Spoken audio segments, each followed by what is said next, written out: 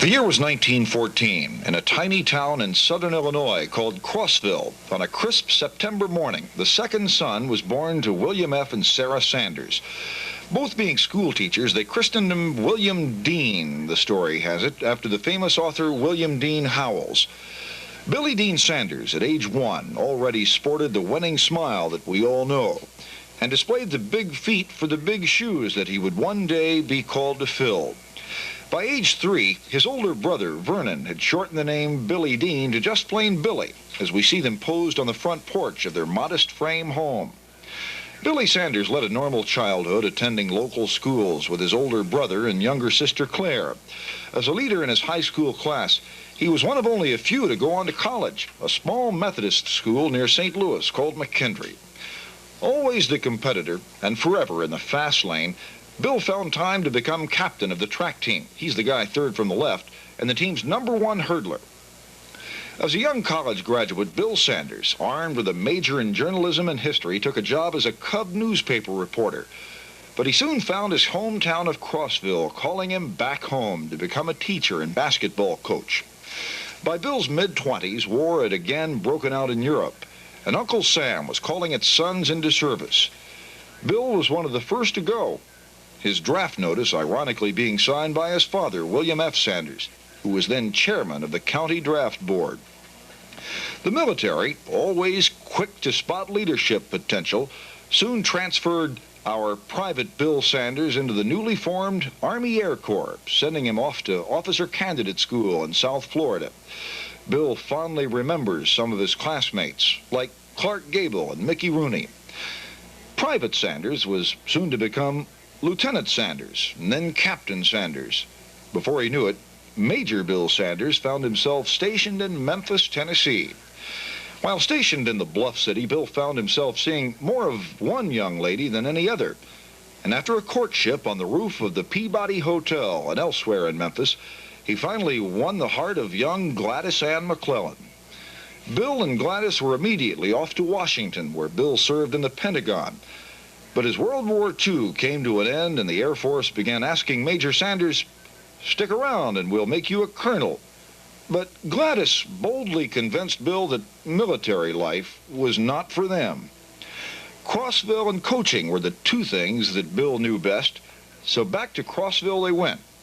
They soon purchased their first home, and Bill became a teacher and coach of the Crossville Tiger softball, track, and basketball teams. Not one to point the finger, Bill's leadership paid off, and some championship teams came from his efforts. He found himself admiring just one of the many trophies that would come his way in later years. Again, his leadership was recognized, for he quickly moved up the ranks from coach and teacher to principal, and later superintendent. Somehow, along the way, he managed to receive a master's degree during summers from the University of Illinois. And their first of 4 children, William D. Sanders, Jr., came along. Now, we're not sure if Chip's appetite stretched the family budget or not, but Bill and Gladys soon found themselves looking for a more lucrative career. Bill's father had long since gone into the insurance business with the giant of those days, Prudential, and Bill seriously considered following his father's footsteps, carving out his own piece of the rock. And at one point, he even considered casting his lot with a new hardware chain by opening a Western auto store in Arkansas. Fortunately for most of us, Bill's dad gave him some sound advice. He said you ought to consider going with a multiple line insurance company, so you can sell more than just life insurance. And so it was that Bill Sanders became a local State Farm insurance agent in Crossville, Illinois, population 600. State Farm was a company few people had ever heard of in those days, but with Bill as the agent, it wasn't too long before most of Crossville owned a policy or two. As a leader in life insurance with a little over $100,000, Bill was promoted to agency manager in Mount Vernon, Illinois, not too far away. One of his very first agency appointments was Chester Sala, now a successful agency manager in Baton Rouge. After a short stay in Mount Vernon, senior agency officer A.W. Tompkins called Bill to tell him of the company's plans to expand into the state of Mississippi and to convince Bill that State Farm needed him as the new state director. When Bill briefly hesitated, Mr. Tompkins graciously added, Well, Sanders will just throw in Louisiana, too. Bill believes to this day that the only reason he was made the offer was because Mr. Tompkins knew that Gladys was from Memphis and had a southern accent. The Delta State Farm Agency was established in Jackson, Mississippi, and Bill brought leadership with him from Illinois to help get the job done. Chet Sala came along with another young man that Bill had coached and taught at Crossville High, a fellow by the name of James Hanks, who's now Indiana Regional Vice President, and Earl Flatt, who wanted to transfer down from Tennessee. They became the first district managers. Others like Jim Wood, another former Crossville Tiger coach, also came along. Bill Sanders always said that folks are given handicaps to even up the competition, and his first appointment in the state of Mississippi was blind agent E.U. Parker. Many of the veteran state farmers we know today became part of the State Farm family during those years back in the 1950s, and the new state director, always with his State Farm lapel pin, soon became Deputy Regional Vice President. By this time, it was Bill, Gladys, Chip, Steve, Johnny, and Cindy who packed up for a move to Birmingham, Alabama. Under the leadership of Charles H. Payne and his new agency deputy Bill Sanders, the new southern region, encompassing Alabama, Mississippi, and Louisiana, soared to new heights. The Sanders family began to grow up in Birmingham, but soon it was time for the southern region and the south central region to give birth to a new baby called Mid-South. And guess who was elected to be the skipper? Nobody was surprised when the announcement was made that William D. Sanders, the old coach, was the new regional vice president. Even Ripley wouldn't have believed the records and accolades that would set the pace for the world's fastest growing insurance company. Now, Indiana Regional Vice President Jim Hanks and South Central Regional Vice President George Pope came along as deputy regional vice presidents. Bill Sanders was already thinking big when the ground was broken for the new regional office. The office's ribbon-cutting ceremony was just one of many celebrations to come. This new regional office would soon become a familiar leader in company records. In fact, Mid-South got off to such a great start that they even celebrated with a happening convention in 1972. There was a 1974 telethon, a 5-year happy birthday celebration, and $1 billion in life insurance achieved on April 30th, 1975. Mid-South's fame was certainly due to a lot of people doing the right things for a long time. Folks like O'Quinn Walker, Jim Wood, Woody Smithy, Howard Jenkins, John Cunningham, Earl Flatt, Guy Vicari, George John. Yes, we have a truly mighty Mid-South team. Although Mid-South would become known as home of the champions, Bill Sanders early on stressed the importance of associating with winners. And Bill, of course, practiced what he preached.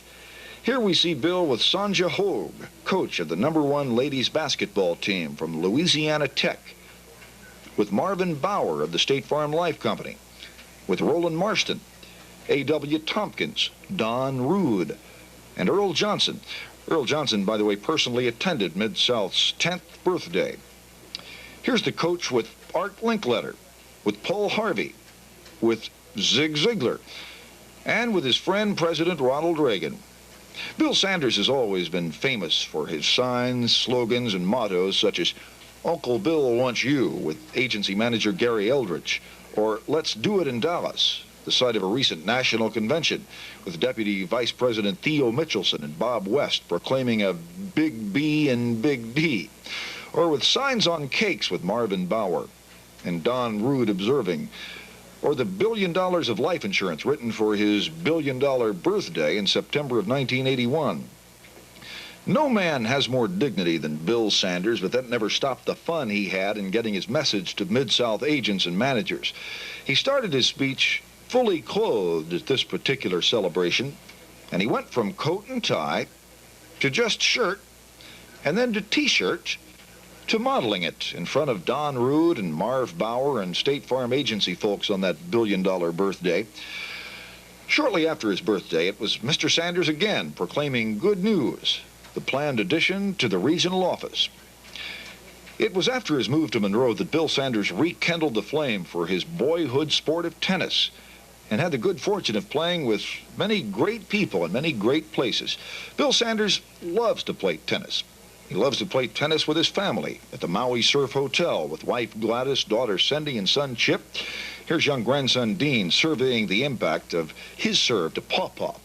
Later, Bill was seen teaching tennis with Dean and friend Jeff Burnside, son of agency director Tom. He plays with agency directors and managers like Stan Dean and Charlie Edwards, and with home office dignitaries such as Jim Bates, Roland Marston, Edward Rust, and Don McHugh. And who says top brass doesn't clown around? Always the winner, Bill has been awarded many trophies, as his trophy case at home will attest. There would be very few diversions which might distract Bill Sanders from the tennis court, but one would surely have to be ice cream. Agents and managers who've traveled with Bill extensively can attest to his uncanny knowledge of every out-of-the-way ice cream parlor there is, not only in the region, but in places like Maui, Munich, Montreal, Spain, France, Disney World, and others. Whether he's eating ice cream with Jim Bates and their wives, relaxing with his family at the local soda shop, getting excited as second grandson Christopher takes his first bite of vanilla, Bill Sanders is crazy about ice cream. The best two words to describe Bill Sanders would have to be people person, because Bill loves people. Bill likes pretty people, as he's shown surrounded by a bevy of beauties who all happen to be family. Daughter Cindy and daughters-in-law Denise and Julie. With beauties from the tennis courts of the Acapulco Princess like Patsy Bordley, Gladys Sanders, Jolene Edwards, and Kathy Lambert, or the same group of pretty State Farm people on some forgotten beach. Bill Sanders likes tall people. He likes short people. He likes beautiful people. He even likes bearded people, with agency manager son Chip's pride of Mid-South District during our 49er beard-growing contest. But most of all, Bill likes his people, the people of Mid-South, as he displays his billion-dollar smile as he's introduced at a banquet or greeting State Farm folks in a receiving line with Don Rude. The billion-dollar smile is always there, whether sharing a private joke with Deputy Regional Vice President Bob West or stepping to podium to address the largest group of State Farm agents' secretaries ever assembled in one gathering. Bill Sanders loves his people, and especially agents and managers with apps. Here's George John displaying a bushel of apps. Bill loves his people when he is presenting them awards, such as Ken Salant, Woody Smithy, Rylan Robinson, Wade Kennedy, David Wilcox, Carol Long, Gerald Long, Noah Williams, or with Bob West and previous all-star coaches Dennis Husers, Chip Sanders, Rylan Robinson, and Keith Thibodeau. Whether contemplating his final remarks at a meeting, striking this familiar pose at the podium, giving away money again to Earl Flatt, or observing a very special visitor sign the Mid-South guest registry, Mr. Bill is still, after all these years, the coach. Our coach. Bill Sanders must have been a pretty good boy during the year 1983, because even though back surgery kept him in the hospital and housebound for a short period of time during the Christmas season, Santa Claus himself came to see Bill in both places. Grandson Christopher, doctors Pawpaw as Chip, Gladys, and Santa Robin Arnett from Yazoo City, Mississippi look on. Later, Santa Earl Flatt and Mrs. Claus Darlene helped Bill feel a little better at home after surgery. Bill Sanders is always the promoter, whether the 49ers days or eating crawfish in South Louisiana with Alan and Laura Bell DeBatey, riding a camel on the Costa del Sol millionaire trip in Tangier, changing a street name to State Farm Drive in the ultimate public relations coup with Forrest Harvey, thinking big with a 102-pound watermelon as Tom Burnside and Marv Bauer look on, or thinking bigger with an even bigger watermelon at a later date, or helping Deputy Regional Vice President Theo Mitchelson with a cookout. Bill and Gladys Sanders will ride a covered wagon, drive a 1922 Ford, dress like mountaineers, as they did at the Chubby Hearn Teen Party in Arkansas, or babysit and secretly pre-contract a prospective female agent during a leisure day in the Mid-South office to promote State Farm. Bill Sanders can turn a meeting of veterans like Earl Flatt, Chet Sala, Rylan Robinson, Otis Bufkin, and Bill Waddell into a family reunion. make the dedication of a new stamping machine a festive occasion, or turn an ordinary tin bucket into a bucket full of happiness. Yes, Bill Sanders' bucket is always half full and never half empty, as he keeps a smile on his face while trying to write the Monroe Doctrine with a sling on his arm. In a personal letter to all new trainee State Farm agents coming on board, Bill Sanders emphasizes the importance of religion and family, in addition to their responsibilities as a State Farm agent. We all know the best coaches lead by example. Here is Bill with his family outside his home in Monroe. By now, we all know the oldest son, Chip, an agency manager in Jackson. Next to Chip is the youngest son, John. He's a professional musician and entertainer in San Francisco. Next is son-in-law Chris Strickler, who's in the oil business in Monroe, and Chip's wife, Denise. In the second row, that's my wife, Julie. And that tall, homely character next to her is yours truly. My name is Steve Sanders, the middle son. I work as a TV anchorman and reporter for WGN in Chicago. And let's not forget my sister, Cindy. She's a banker in Monroe. And then there's grandson William Dean III. And John's wife, Pat. And finally, Bill's pride and joy, Lady Sadie, who's his golden retriever. Here's the Sanders family again shortly after their move to Monroe, many years ago. Here's Bill celebrating St. Patrick's Day in his office with family, playing with grandson Dean, roughhousing with new grandson Christopher, and again the two grandchildren posing with Papa and Gigi. In recent years, weddings have become the gathering spots for the Bill Sanders family, as these pictures reveal.